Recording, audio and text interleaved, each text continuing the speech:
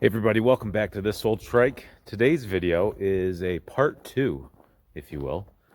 Part two of what? Well, if you're not familiar with the channel, I'm Preston, and I collect three-wheelers, and my goal has been to get one of each model, year, and color that Honda ever made, from 1970 to 1988. And I successfully did that at the tail end of 2022. And that involved me learning all the models. And the last one I learned about was a little known model called the ATC 200E, but 1984, which you might think I'm wrong with that, but I'm not. In 1983 was last year the 200E in the US. And after that, it went to shaft drive 200ES in 1984. But turns out they made a 1984 200E model, but they didn't sell it in the US, and it doesn't look like they sold it in any of the major markets. Once I learned about it at the beginning of 2022, I figured the odds of me finding one were a long shot. So I did what I could, looking around, asking around. If I'd find one, it wasn't for sale or it wasn't the real thing. And I recruited the help of, well, I didn't recruit. This guy was nice enough to help me. Risto from Finland found one for me, helped me get it. We used my friend Nick in the Netherlands to help get the job done, and it arrived here sometime this fall. I opened it up, I tore it down a little bit, and, well, here's what happened when I opened it up and tore it down, and let's take you up to where we are today. Well, some time has gone by. We went on a little adventure down to Binky's, and now we're back here figuring out the next steps on this guy. And I just feel that the surface rust on the frame is a little bit more than I want to live with. So I've drilled the rivets off the VIN ID tag that comes on these. Like, this is what I'm talking about, down around the battery box. These aren't removable like they are on an 84. So that has to stay in. I can't pull that out and paint it. And this is all rusted up. I was trying to wax the frame, so some of that white color is the wax that has now gotten all white, but I can't buff it off. So we are going to pull the motor, pull the cables, pull everything, and make this ready for powder coat. I'm going to take it to my guy Mike on my way to work, and that'll be that. So I'm going to get some detailed pictures of the cable routing, which is good, but you know, that routing of all those cables and everything are in the official service manual, so I can always look there, but I will take some detailed pictures here before I get started. So join me in a minute when this is all bare. Okay, so what do we do? Airbox, carb, motor mounts, cables, wires, wiring harness, brake lever. I got to pull these foot peg mounts once I get the motor out. You can see I've been wrestling with it a little bit, but this guy doesn't want to give up the ghost, and I don't want to get thoroughly disgusting before work, which I have to leave for right now. So I will pull that tonight and bring this to my powder guy tomorrow. We're not going to worry about it right today. But I do see like a bolt here. I'll go through. I've been marking things with masking tape where they came from, and can't leave things too long because you'll forget where they go. But I also will have to pound the races out. Foot peg mounts. Something funny I found was in the videos of it running, it seemed to have a little bit of an exhaust leak, and there was no gasket, just that header tape built up, so we will put a proper copper crush gasket in there. Pull the starter motor just for extra clearance. And that'll be it. And naturally, while this is out, I'm going to hit this with crushed walnut just to brighten it, clean it, like I did with the 85-200 ES. But this is a lot better condition. It's cleaner. The only thing on this side that isn't exactly ideal is this area right here. I might even do a swap with this guy because it still has patina, but it's nicer. So I don't know. I got to check the book what I'm getting into behind that. I don't want to open up Pandora's box, but the lid's pretty open. But for now, time to go to work. We'll see where we jump back in a minute. All right, we have extracted the motor, which now sits on packing materials over there. We will hang that from our little hanging apparatus and clean up all the aluminum by blasting it with crushed walnut. There was a bunch of, you can see it here, exhaust, especially on this. This should be silver. That's what you get when you don't have the proper crush washer in there. This is what's left of the gasket that goes between the header and the muffler, if I could focus on it. It's not much to see anyway. But I'm taking with me today foot pegs and the 2 forward motor mounts. Those will become black. You'll see it's all pretty nasty. Probably some battery acid got out or spilled over and that caused that area, but this is just exposure to moisture. I've just texted my buddy Mike, letting him know I'm swinging by. And I'm just going to do a double check that I don't need anything else. These pieces I'm going to snag off that machine, so they're going to be cleaner. I'm intentionally not going to do the racks. I'm borrowing this front rack permanently. I'm putting a basket on it, so this won't be obvious. If it bothers me, I can always have it powder coated. But I'm going to leave the patina of the original rack. I got to snag that middle piece and let the outward appearance be that of some patina. But now I gotta get to my buddy Mike's, so gotta go. Over and out.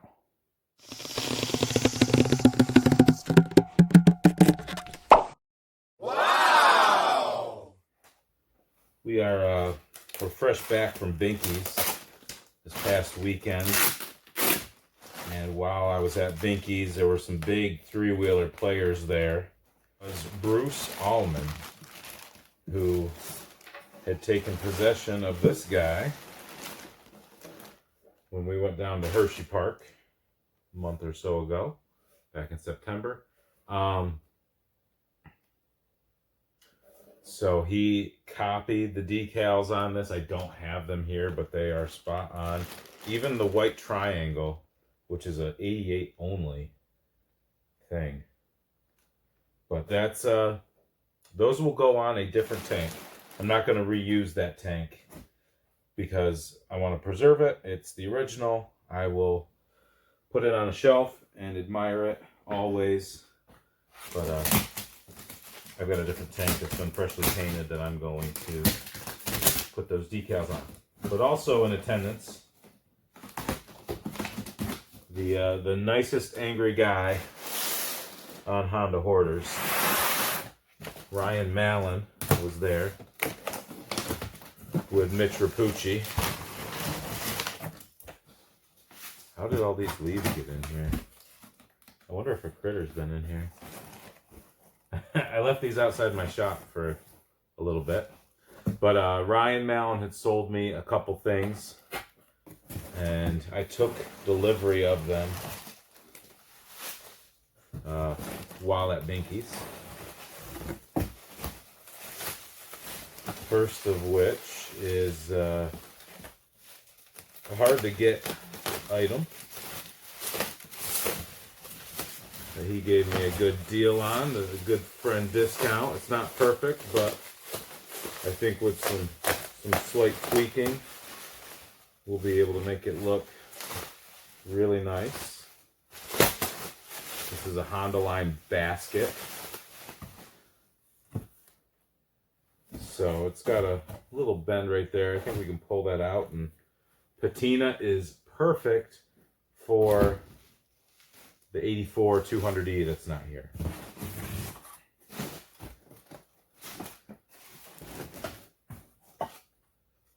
These are brackets that go to, I can't believe the leaves that are in here. Somebody was making a home in here.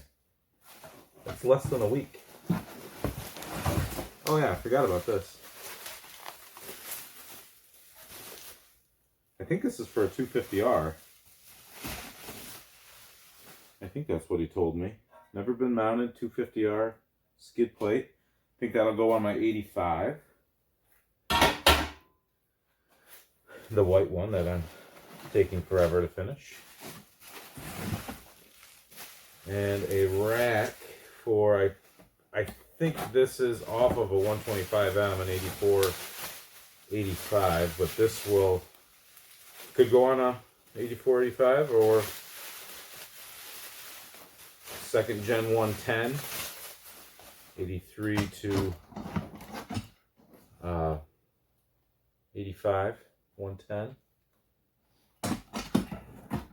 So these mount on the lower triples. These brackets, this grabs on the back of the lower triple. What the heck are these for? Oh, so okay, 1, 2, 3, 4, 5, 6, 7. He said he thought he lost one. So these span the rails, so you can mount the basket to it. I probably won't be putting the basket on the machine that this goes on, so that's okay. But I know Ryan said he was going to look for that missing bracket, and now it makes sense. But that box definitely had a critter trying to make a home in it. See that hole in the side? That's pretty funny. But yeah, so 88 Big Red Tank is back. It looks really good on the video, but it's not as nice in real life. Skid plate for an 85 250R, I believe. And this cool basket. Honda line basket. That's nice. I like that. The goodies keep coming in and showing up. There's the tank up there that I'll put the 88 decals on. Here's the 85 250R that needs a skid plate. And here's where the 84 200E will eventually go together. But that's all I got for you now. Stay tuned. Probably jump in when I get the frame back from powder coat for this guy. And that's where we're going to leave it.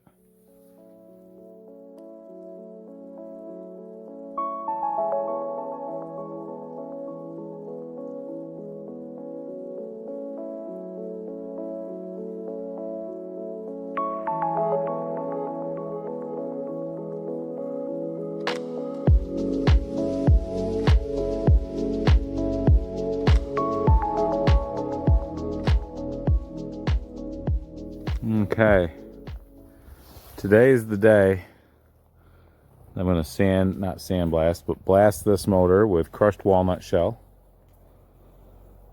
We're going to clean up all the aluminum. We're going to make a mess in the process.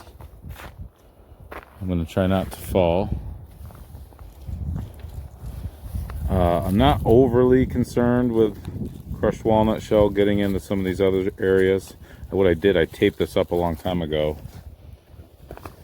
and the tape has come off. You know, normally you should pull a lot of that off. Maybe I'll get a little scraper and get a little bit of that off before I start blasting, but I want to freshen this up, especially the aluminum that we're going to be able to see. Like, this isn't a full-blown restoration. I'm going to keep that in mind, but you know, this darkness, you know, this didn't have the proper exhaust gasket on it, so it's got extra exhaust residue here. We're just going to hit this. I'll probably end up repainting this, so I'm not going to worry about that getting any blast done to it. Being crushed walnut shell, it's not as bad as, or as aggressive as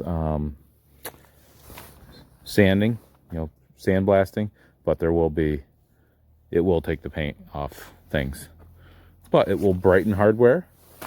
It will probably make this look a little bit better, and if it doesn't, I will try to make that look better through different means. But I'm going to get started. Here we go. So I had to back up. My crushed walnut that I had gotten from a buddy for free turned out to be coarse, not fine, and my gun did not like it. And this is the gun I'm using. The Speed Blaster. Doesn't say, you know, fine only, but it did not like the coarse stuff, and it took me a minute to figure that out, and I only had a tiny little bit of fine left. So went to Harbor Freight and got a new box of fine, and I was really having to work for it because it's not really pitting, but it is almost. You can see it's bright where I've been working it with these Scotch-Brite pads on my Dremel. Like on here, I hit it with some of that fine, and it was not getting the results that I wanted. So I've smoothed it with those Scotch-Brite pads, and I'm going to start hitting it again with the crushed walnut, and my expectation is that it will take away the shiny and give it just a nice matte aluminum clean finish. And I might have to hold it and focus on a couple areas up here, like in and around. You see how the copper washer came back with the crushed, I'm sorry, with the Scotch-Brite, but it's not even, I'm not able to get in here, and that's the problem with this. But I can focus that crushed walnut right on those areas, and hopefully that makes this look a lot nicer. You can see where I was working it this way. So this area was dark like this area, so it's dark in here, so it might be a little hard to see. I remasked everything off. My other masking tape I did almost a month ago, so it was coming off. I just kind of plastic that off.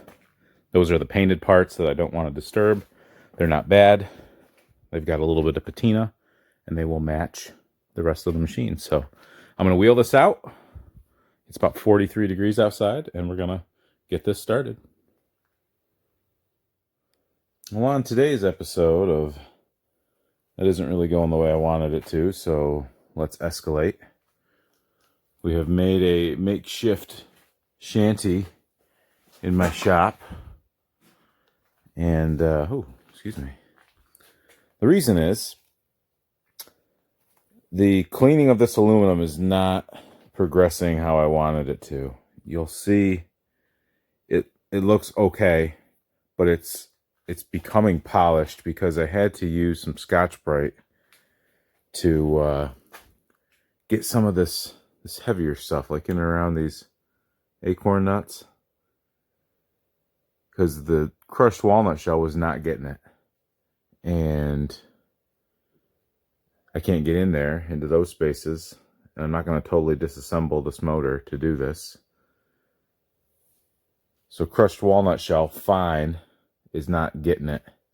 Coarse won't go through my gun. I consulted with my good pal Mike Pomgren and said, how do I get this back to more of a satin finish? Something that'll clean it. What am I missing, Mike? What's going on?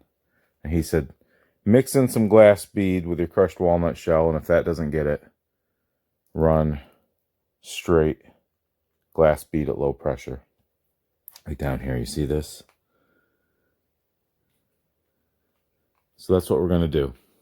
But the temperatures have changed. It's getting colder back outside.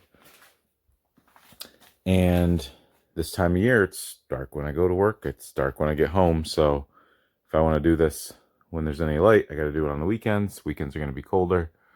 So I've made this little makeshift booth. I'm going to funnel all my stuff down into that bin. Half because maybe I can still capture it and reuse it.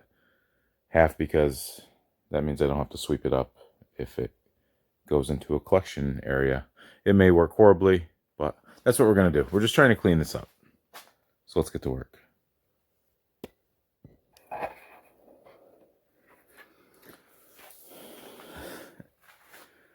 Whew, hot in there. This is my my sandblast apparatus. Piece of old t-shirt draped over my head. And face mask and my old shop flannel. And this is working. And I think I'm going to like it. I think this is getting me where I need to be. Let me show you what I'm looking at. Okay. So this is the side that was like extra shiny. And it's just making it that satin kind of finish that we're looking for. It's a little dusty right now just from the glass bead, but it's definitely brightening and getting the black off. And my setup is working decent. So that's all I'm losing really. And maybe some trace over here, but I've gone through, because here's what I'm doing. A bucket of this is like $50. So I've gone through maybe half of it. But probably more than half of what I've gone through is laying here on the plastic, maybe in the bucket, but I've been able to scoop right out of these veins of bead and re-hit it a couple times. So that's what I'm doing now. Just kind of going over my work. The fins are the worst. And you can definitely see like bright spots and dark spots. So I'm going to focus in on this area now and try to even that out. Same thing in here. Blast it a little bit more, probably hit alongside here. Doesn't matter, not really. I'll probably try to hit this a little bit more. Even though that's going to want to rust back up because it's steel.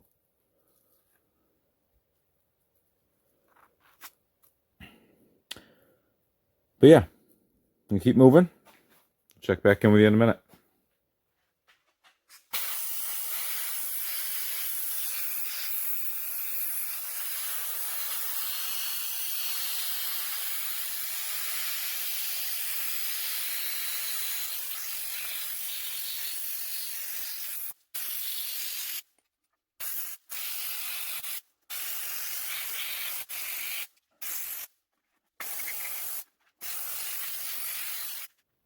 Thought this was supposed to be a 200.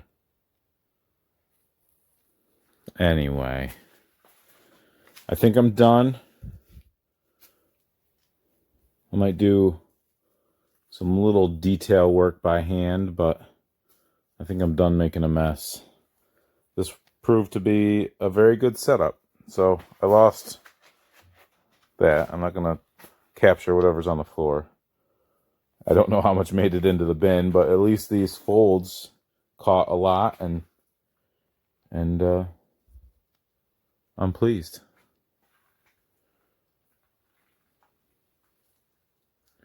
Let me know what you think about this method in the comments, and if I should have just taken the motor all apart and vapor honed everything and then put it all back together, or if this was an acceptable method.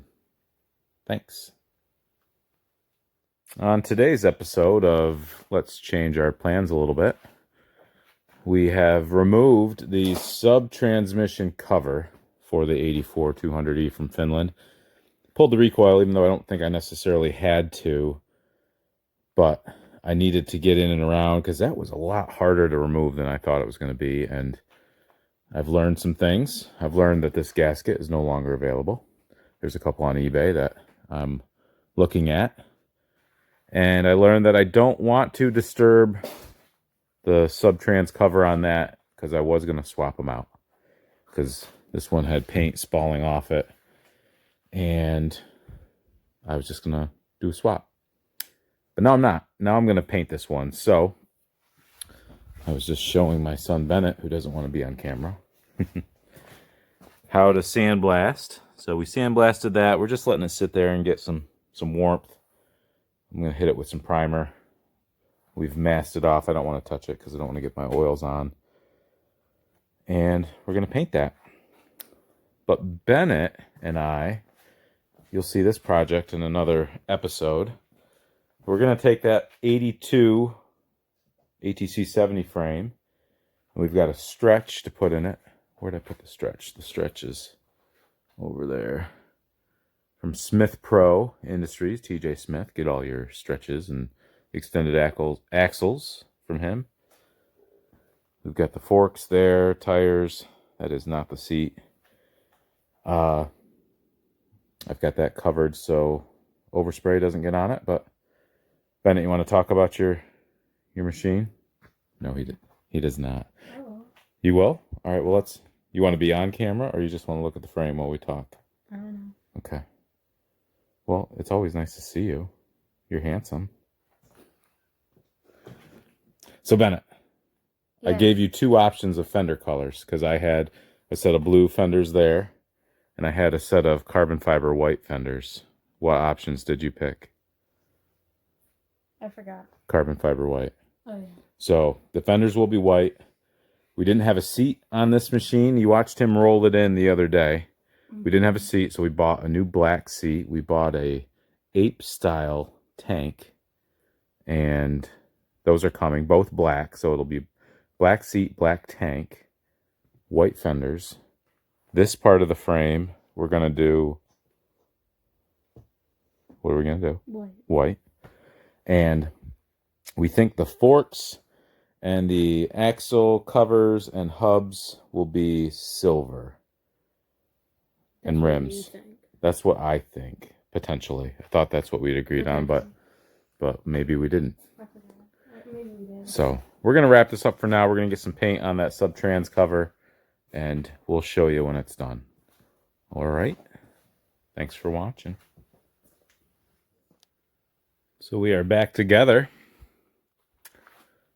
Painted this. Sheen is just a hair off. But if you smudge it a little bit, see, I learned that trick from Mike Palmgren. Just kind of do that. But it looks good. I swapped this cover out and the lever out from that machine. They were a little bit nicer looking. I'm now going to lift that off and put it into this frame. I'll set the camera up so you guys can watch me struggle with that. Hopefully I'm not struggling. I just slap it in. But let's do it.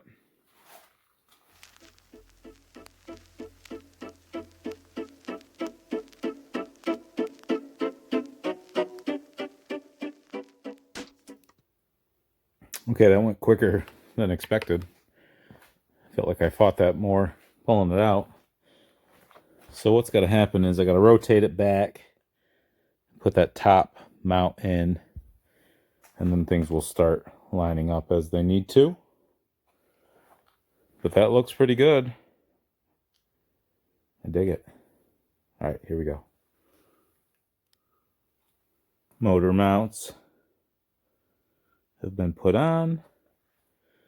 This one I got to grind off a little bit so it can make contact with the frame, because that mount also acts as the ground for the battery. So I'll remove a little material there. This is the only little bit that got masked off. I'm sorry, down here from powder. So that's where the brake will mount. But pretty pleased. Looking good. We're going to keep moving forward. So just did a real quick, just kind of clean up with some crushed walnut shell on this carb. My goal is not to make it look like what our buddy Curdy at 223 Cycles does, but I just wanted this to be cleaned up, Survivor looking, has some patina on it, but isn't dripping with oil or black or whatever, and that's what about 2 minutes with crushed walnut does. Now, if Curdy did this, it would look amazing. I got some crushed walnut to dig out of there and just tidy it up a little bit before I stick it on, but that's what I'm going to do right now.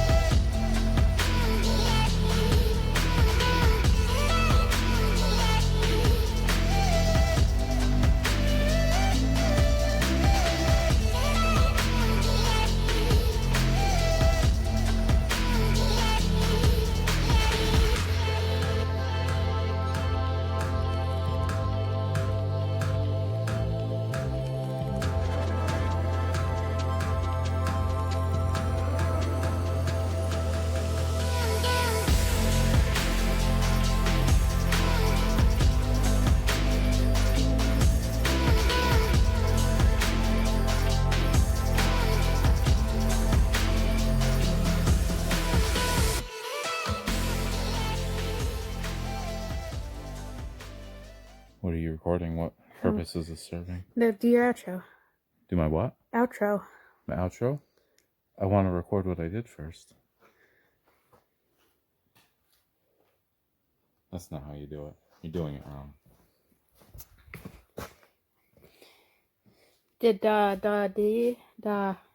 Here. Alright. That was nice.